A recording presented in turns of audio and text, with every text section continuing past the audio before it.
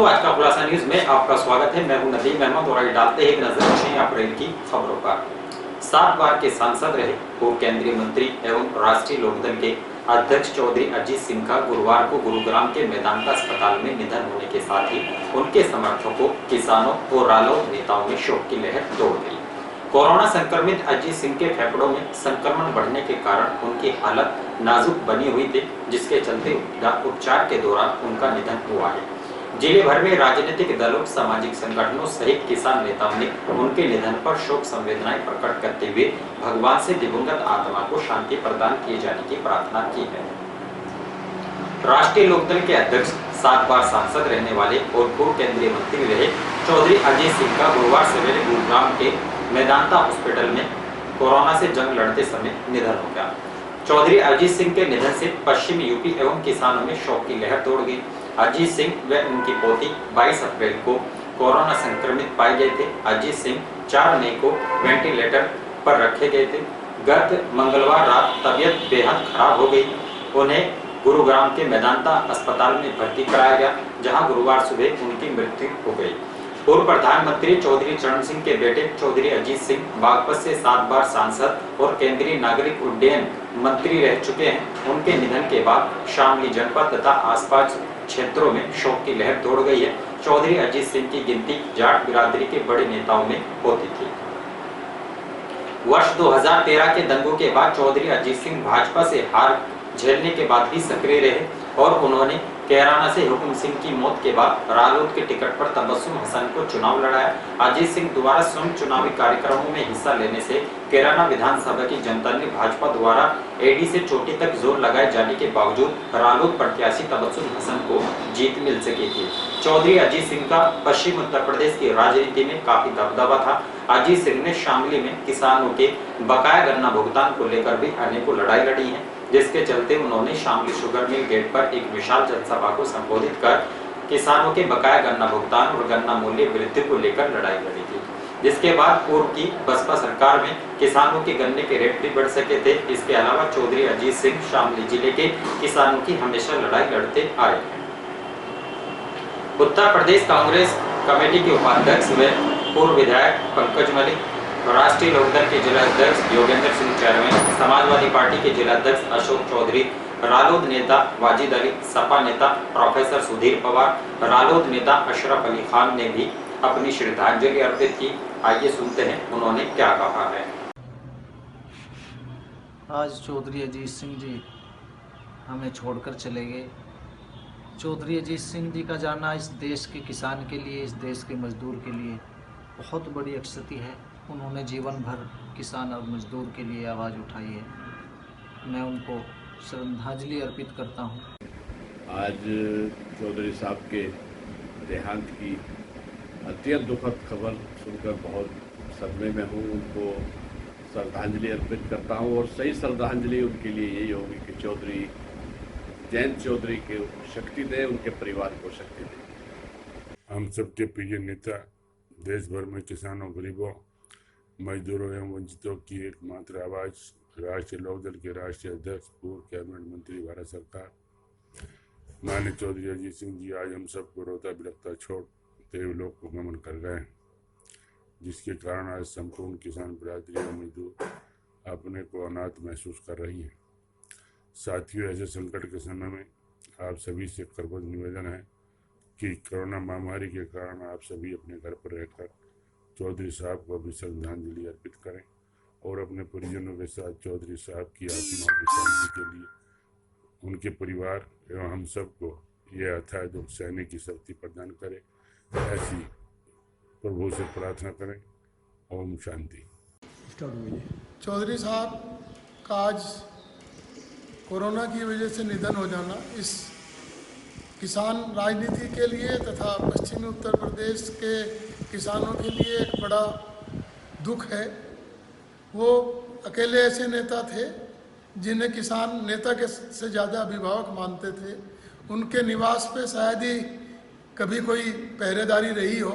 वहाँ पे जाके सब किसान अपने आप को घर में बैठा हुआ महसूस करते थे। उनके जाने से एक बहुत लंबा यहाँ पे एक रिक्त स्थान होगा जिसकी पूर्ति कर पाना मुश्किल होगा। हम सभी आज उन्हें अपनी सम्मानपूर्वक श्रद्धांजलि अर्पित करते हैं। देश के पूर्व प्रधानमंत्री चौधरी चरण सिंह के पुत्र चौधरी अजीत सिंह आरएलडी के राष्ट्रीय अध्यक्ष का आज गुरुग्राम में प्राइवेट हॉस्पिटल में निधन हो गया।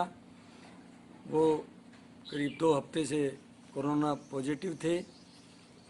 1984 में चौधरी अजीत सिंह पहली बार किसानों के प्रिय नेता लोकसभा चुनाव बागपत से विजयी घोषित हुए और उन्होंने लंबे समय तक किसानों के बीच रहकर उनकी समस्याओं, मजदूरों की समस्याओं का केंद्रीय मंत्रिमंडल में रहते हुए समाधान किया और वो आज हमारे बीच नहीं रहे। यह समाजवादी पार्टी, राष्ट्रीय लोकदल के लिए बहुत और किसानों के लिए दुखद घटना है। हम सब इस घटना से बहुत आहत हैं। भगवान उनकी आत्मा को शांति दे। अजीत सिंह जी का जाना देश के लिए बड़ा क्षति है। हमेशा किसानों की आवाज़ों को बुलंद करने वाले, किसानों की लड़ाई लड़ने वाले एकमात्र नेता राष्ट्रीय लोकदल अध्यक्ष चौधरी अजीत सिंह जी हमारे बीच में नहीं है। मैं परमपिता परमात्मा से उनको अपने श्री चरणों में वास देने की प्रार्थना करता हूँ। वे परिवार में उनके पुत्र के रूप में जयंत चौधरी जी को उनके आदर्शों पर चलने व उनके प्रेरणा से प्रेरित होकर उनके द्वारा किए गए सभी कार्यों को आगे बढ़ाने के लिए उम्मीद करता हूँ। आज चौधरी साहब के निधन की खबर से दिल को गहरा सदमा पहुंचा है। चौधरी साहब का इतना लंबा राजनीतिक जीवन रहा, कभी उनके ऊपर भ्रष्टाचार की कोई उंगली नहीं उठी।